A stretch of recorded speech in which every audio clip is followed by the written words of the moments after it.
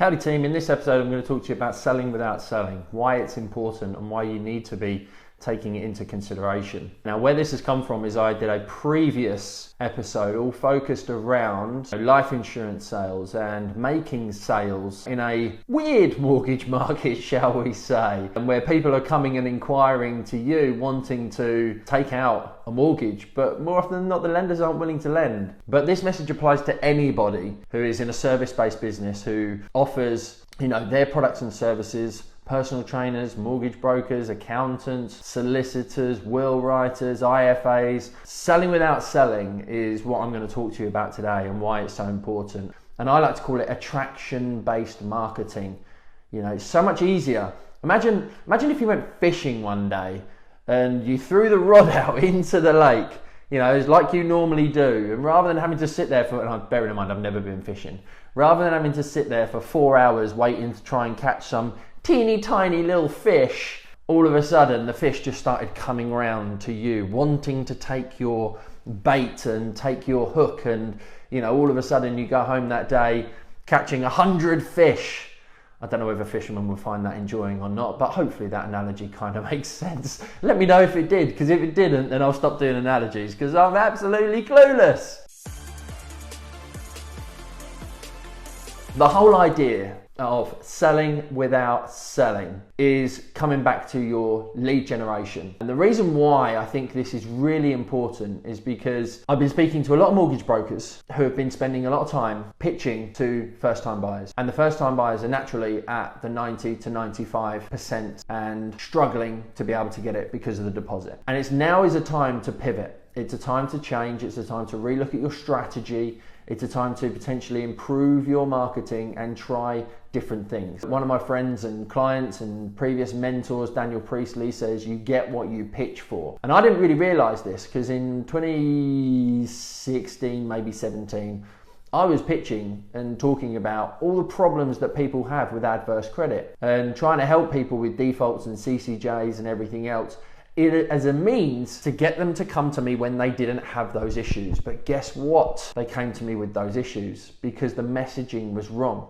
And I think it is a time where your marketing needs to pivot and your marketing needs to change. But also the idea of selling without selling is when you build a personal brand around a particular subject, when you understand who your ideal client is. And it's always that thing of, do I niche? A niche could be a job title. It could be an industry. It could be a particular area. Sarah's one of my newest advisors and she wants to focus on equestrian as an area. Or it could be a demographic. Supermarkets work on demographics.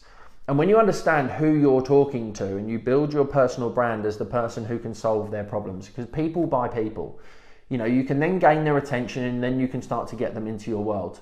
And it's much like planting a seed and waiting for the tree to grow. The more you're consistent, the more you do it, the compound effect takes place and more people start coming to you. Attraction-based marketing.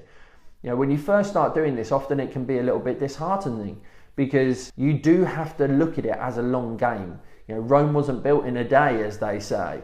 But the more you are able to put yourself out there, the more you're able to answer the most common questions that these people are answering, the more you do content, the more you make your website sing to those types of people so that when they land on your website or your social media channel, they go, oh my God, I'm in the right place.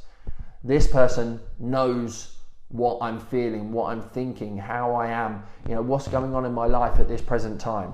That immediate connection and that immediate way in which you resonate with somebody is what's actually going to make it possible for you to become the logical choice over absolutely everybody else. And this is where it links into that whole thing around your pitching and presentation, in the sense of the content marketing that you're doing. People don't buy what you do, they buy why you do it. People don't buy problems, they buy solutions. They want to understand the process of how you go from, so if you have this problem of no leads and you need more leads, that's your goal and your outcome.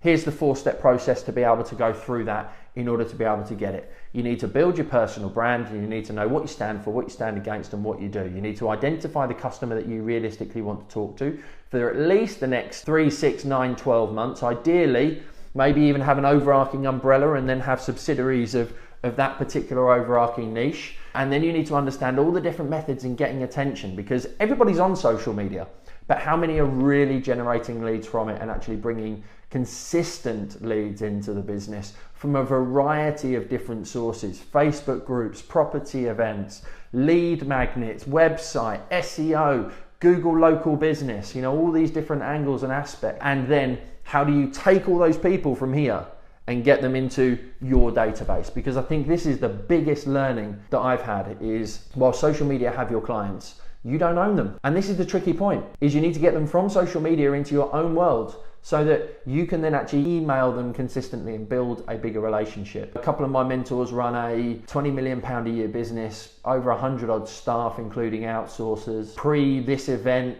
800-900 property events, training events. I'm one of their trainers on social media. But the database is massive. Facebook ads and the database is what's really actually driving the business forward. And I think if you look at most of the top businesses in their sector, they're collecting data on people, they're building relationships, they're giving them things to do through the email automations, whether it's different little gifts, whether it's a quiz that they can do to categorize themselves. And actually the hard work goes into that email database side of things. And it's vital really that you understand that kind of those 4-step motions to take them from where they are in terms of problem through to where they are in solution.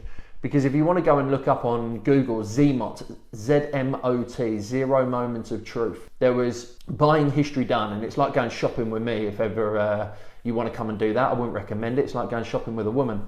I go and look in a shop and I find the first pair of jeans or shorts that I really, really like, and I probably go and try on another 20 pairs in another 10 shops, and then I'll go back and buy the first ones.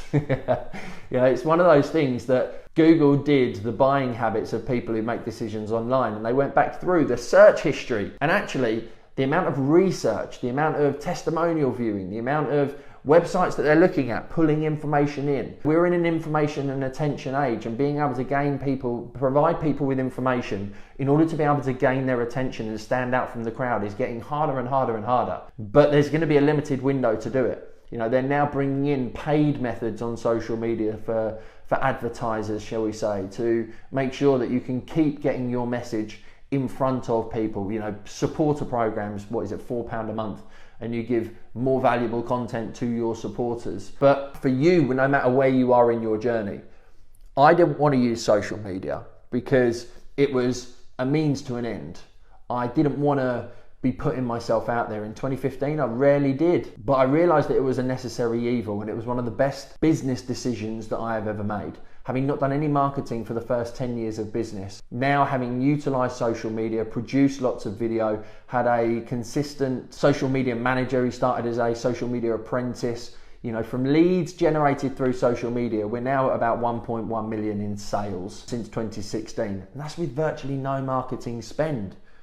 It's just crazy when you do it consistently. You're building up this value pot, and over time more and more people know who you are, and you get recommendations from people that you've never done business with. You become an expert in your particular area, and this is where it's vital from that point of view of thinking about what you realistically want, because first-time buyers, moving home, remortgaging, serviced accommodation, buy-to-let, commercial, bridging, development, HMOs. That's 9 different strategies that you potentially could become an expert in. We haven't even gone into high net worth or anything along those lines. Expats, there's 11. Then you take into account different job titles, self-employed, employed, contractors, different industries underneath those banners, utilizing Facebook ads to be able to absolutely target down to the finite person that you want to track, because you can narrow the search to say, right, I want to look at all people with this number 1 interest, but actually I also want them to have this number 2 interest. And when you start to do that, I only started using Facebook ads on a really low budget this year, purely because my team has grown. I haven't been doing much mortgage content for over 12 months now, because I've got over 100 mortgage videos out there, and we've just got little Facebook video view ads running on them all the time to big audiences. So they're always being watched and seen, which is why I've been able to do so much content to try and help you with your marketing from the experience and the lessons that I've learned. And I've spent hundreds of thousands on my own personal development to learn this stuff. And I absolutely love teaching, coaching, training, mentoring, providing you with value, because I know how hard it is. And I know lead generation is one of the most difficult things. Getting the clients to come to you that you realistically are going to be resonating with, that are realistically going to buy from you, is so important. And I don't know what you think about this. Let me know what you do think. Are you pitching to the right people now? Is your message actually targeting the client that you really want to deal with? And if it isn't, then you need to make a little bit of a change. And it's an easy thing to do. You know, it's an easy thing to do. I say it's an easy thing to do. You need to get clear in terms of who your ideal customer is, first of all. And once you've gone through that process of understanding who they are, then it gives you the ability to start putting messaging out. You know, there's a 3-step process of market, message, media. Know who the market is that you're talking to, understand the message that you want to put in front of them, and then think about the best media in being able to capture them. And that's just a marketing tact. You then got various different ones in terms of AIDA: attention, interest, desire, action. You know, most people sit at the attention phase at the top, but in marketing we generally try and talk to the action takers at the bottom, which is the smallest part of the funnel, because you got to think about, in a buying cycle, if you think about the person who wants to buy your product today, now looking at that ZMOT, what was their thought processes 1 month, 3 months, 6 months, 9 months prior to them actually wanting to take action? When you think about moving, you start going on Rightmove. You start looking at places you want to live in the town that you're in. You know, there's various different things that you start to do, and it's starting to think earlier in your pitching process to be able to get them to come to you. So if you really want to sell without selling, then you need to start making sure that your marketing is doing that for you. And over time, you will definitely get more results. Over time, you will have a database and a business that is going to be supplying you with an abundance of leads that's going to keep you moving forward. So if you have any questions on this, then feel free to comment in.